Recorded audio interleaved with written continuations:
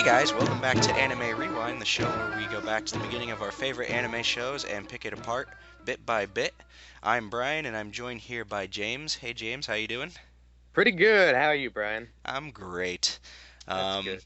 Anime Boston coming up soon, so I'm very excited about that. Yeah, you're lucky. Are you gonna cosplay this year? No, I'm not. I was thinking about doing a Psychopaths cosplay, but I wasn't able to get anything together in time. Right, Um, yeah, that's short notice. yeah. Well, so today's episode was called Utterly Alone, episode 4, and I really liked this episode. How'd you like it, James? Yeah, I liked it a lot. I guess Utterly Alone is like a pretty good title. I'd say of the four titles we've had so far, maybe this is the most fitting. Right, right. All right, so the episode begins with someone behind a camera is interviewing a bunch of randos about their experiences with the Headless Riders. Right, and they're all gossiping about it. Um, and it's mentioned that she doesn't have a head. Right, and then some people refer to her as a man also. Right, like a headless horseman or shadow rider or dark rider. And if I'm not mistaken, are like the angry gun girl girls from the last episode interviewed in part of it? Yes, they are.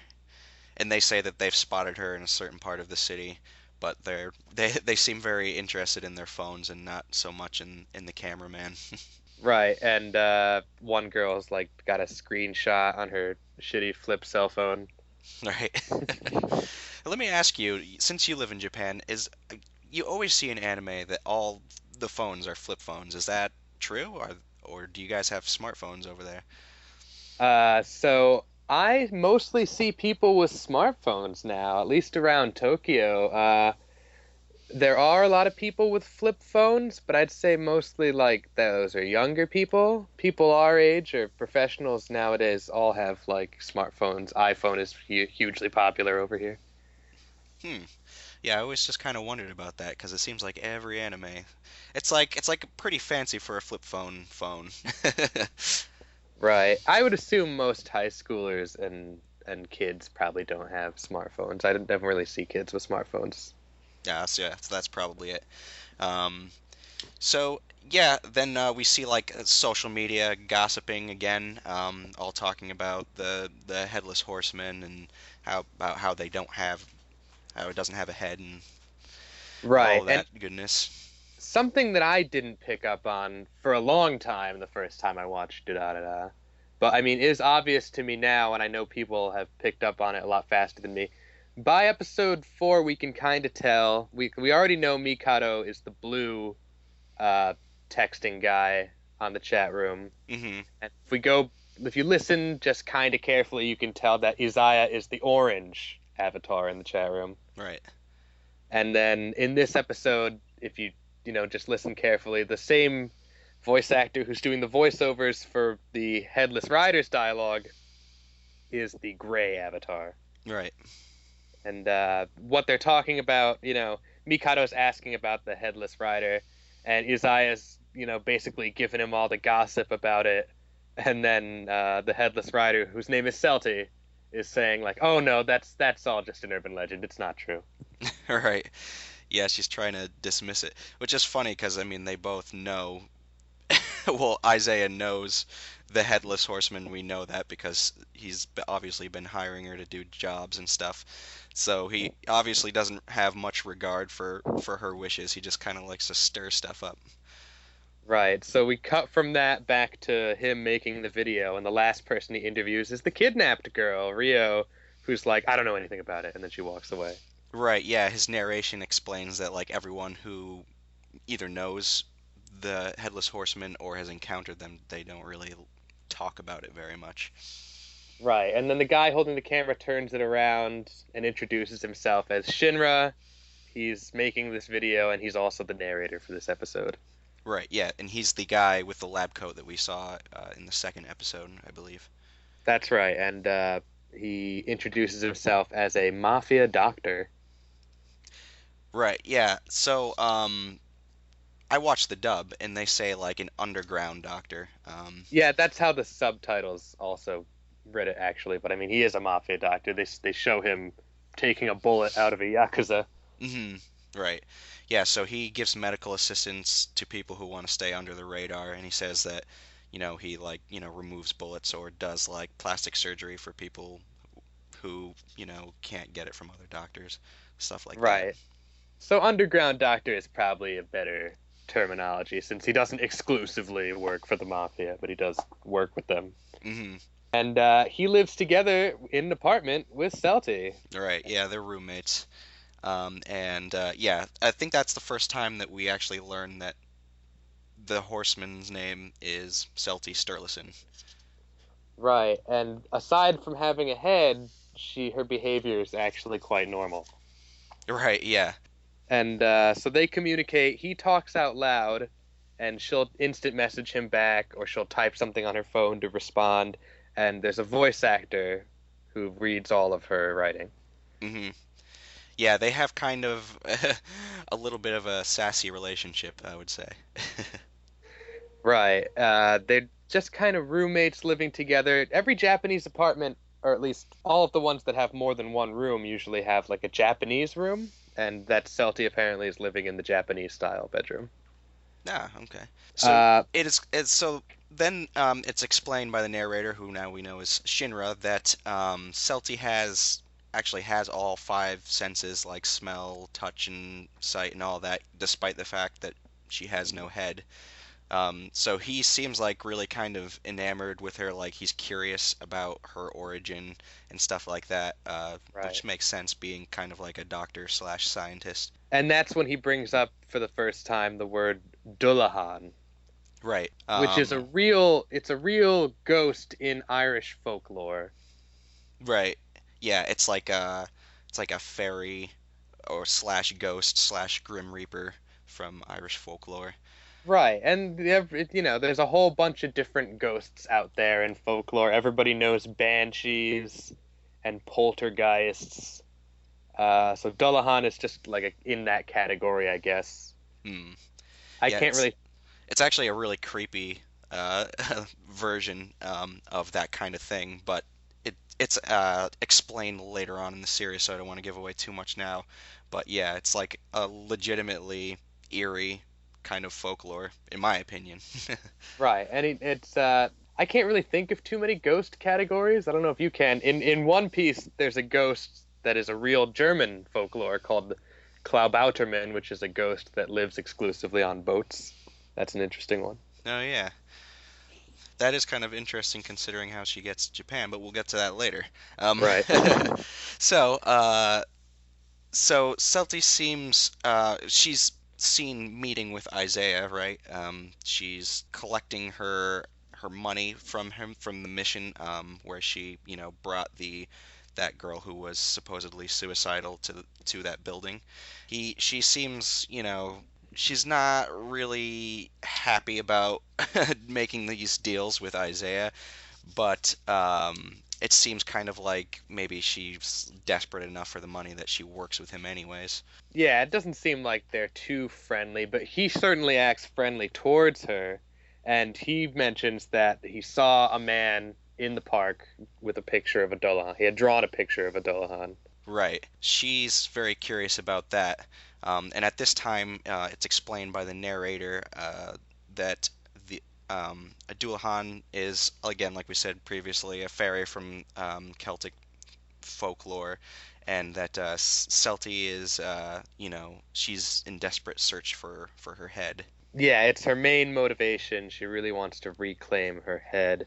She woke up one day 20 years ago in Ireland, and her head was missing, and she had complete amnesia except for her name and her abilities, and that she was a Dullahan.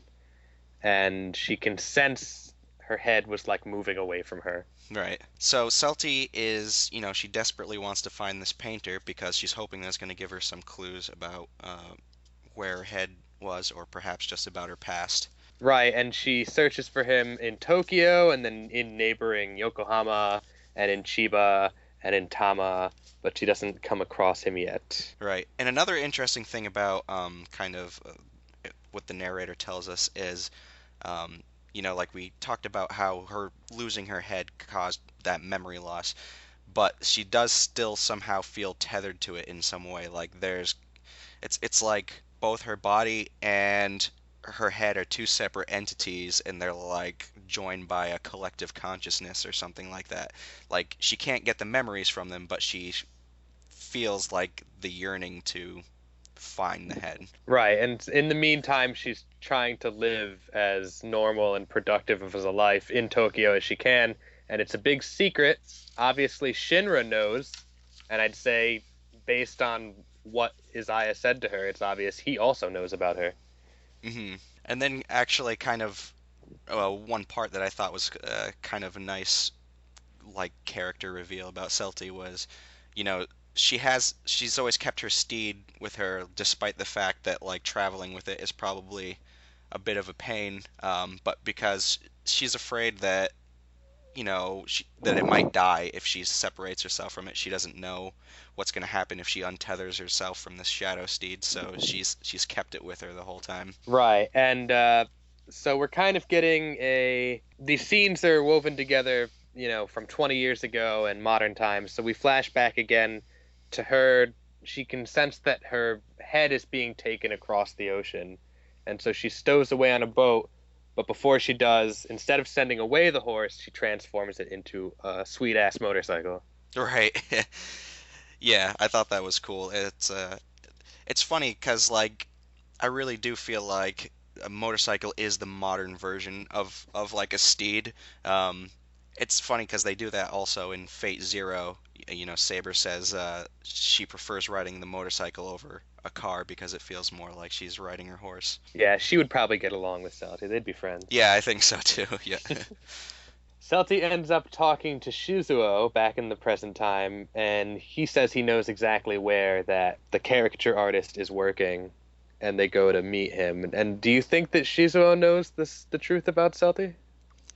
I don't know. I wouldn't say that I know that for sure yet, anyways. Right. Well, I'm sure he's heard the rumors and everything, but those two do seem friendly, as Yeah, opposed to her and Isaiah.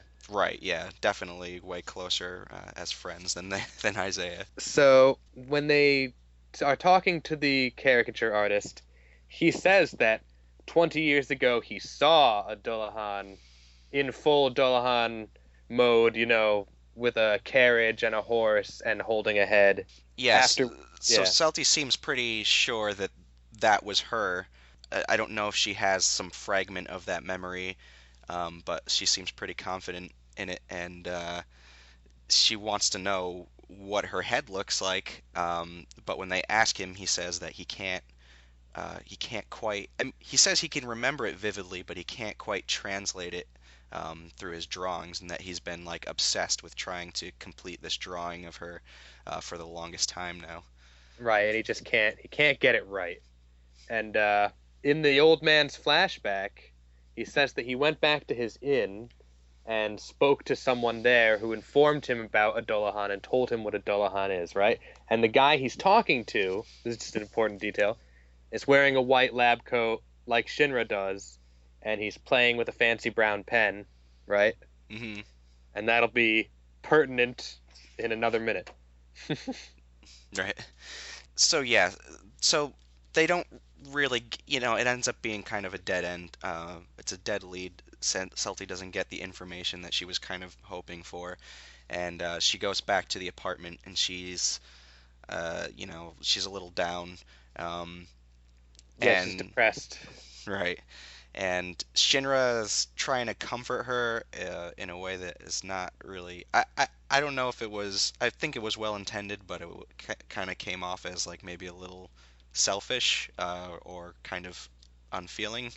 Um, but he tries to comfort her by saying that she should just let it go, and that she's perfect the way that she is, and which is like it's a nice sentiment, but right now obviously Celty is not in that mindset. It's probably wasn't the thing that she wanted to hear.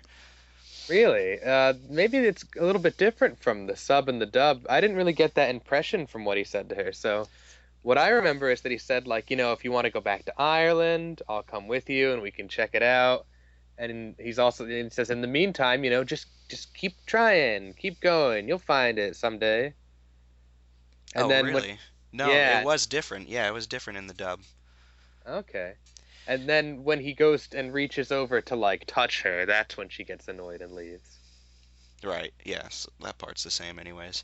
Um, so in this scene also, it seems like he may be interested in kind of pursuing a romantic relationship with Celty, but Celty's kind of she's doesn't seem like she's into it at this time. Right. So then we go back to 20 years ago. She's a stowaway on the boat, and she's kind of being spied on by Shinra as a little boy. Right, yeah. I guess he was 4 years old at that time, and so he spies her like in the storage area of the boat, and he goes and tells his father, who is also a doctor, and his Yeah, father well, actually believes him, which is like something that probably most people wouldn't, but they seem to be an an eccentric family, to say the least. well, So his dad, he does immediately believe him, and I think one of the reasons why we only see his dad in profile, we don't see his face, but he's wearing a white lab coat, he's spinning a brown pen, and he's wearing white gloves, which is exactly the same as the old man's flashback, the one who told him about Dullahan's originally. So I think that Shinra's father knew about Dullahan's the whole time, and that might have even been the reason why Shinra and his dad were in Ireland to begin with. yeah, yeah, that makes a lot of sense. So his father and him go, and they see that she's real, and they know that she's headed to Japan. They offer her a place to stay in exchange for a chance to dissect her, which I found to be really creepy. There's Yeah, this really kind of eerie scene where they're dissecting her, and they explain that she doesn't react to anesthetics, so they had to do it while she was awake, and so she basically feels the pain and everything, and they're dissecting her while she's wide awake, and then the father passes the scalpel to his 4-year-old son and says, "Yeah, go to town," basically, which I found to be like a really disturbing scene. yeah. I mean, so the whole living autopsy thing is pretty fucked up for Celty, right? Yeah. But then he hands the scalpel to his little boy son, as you say, and that's as equally as fucked up and traumatizing for Shinra. And Shinra goes on to spin it in a positive way. He's like, "Oh, and that's how, I came to be such a good doctor because I got to practice on this like living cadaver." Uh, but I think, he has such vivid memories of this that like definitely this is like a childhood trauma of his, and he just takes it in stride. Right, and having a childhood like that is contributes to a lot of the shortcomings he has, like socially with other people, probably. Right, and he says that in experimenting on her, he fell in love with her. Right, yeah, so that's a little that's a little creepy too. Uh, So next up, the last scene we have is Shinra goes to the same park, and he's encountering the old man who's hasn't been able to draw the face, and he says, "Oh, it's perfect. You don't need to finish it. It's fine just the way it is," which is reflecting his feelings about Celty. Right, yeah, so when Shizuo and Celty first encountered him, he said that some crazy guy came across and said that it was perfect the way it was. And when he said that, I like knew. I said, "Oh, that's going to be Shinra."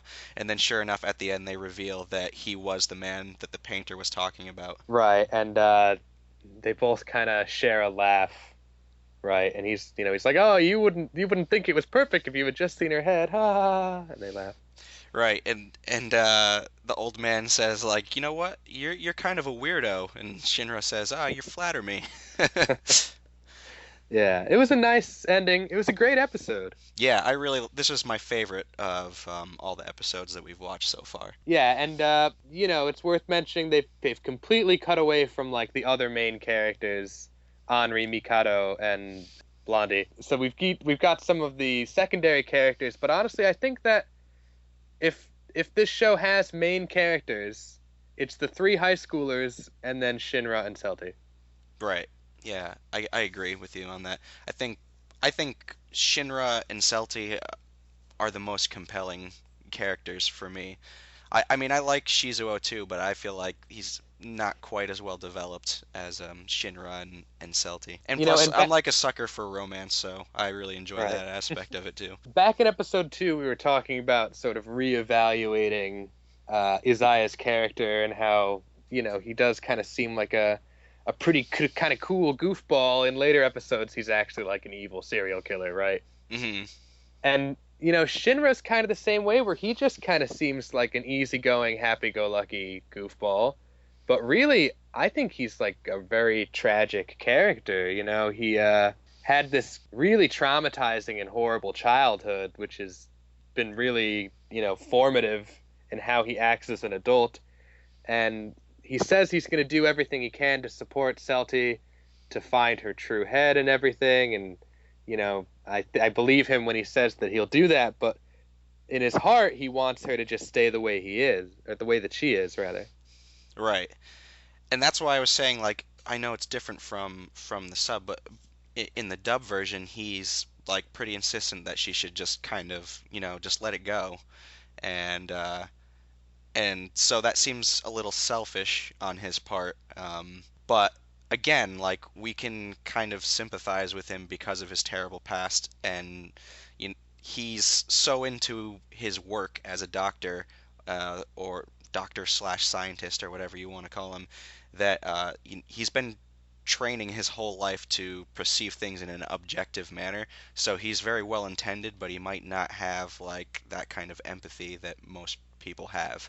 Right. And I mean, I don't want to downplay, like, obviously, Celty's been through a lot too. The live autopsy scene was, like, disturbing to watch. And it must have, for her character, it was really terrible.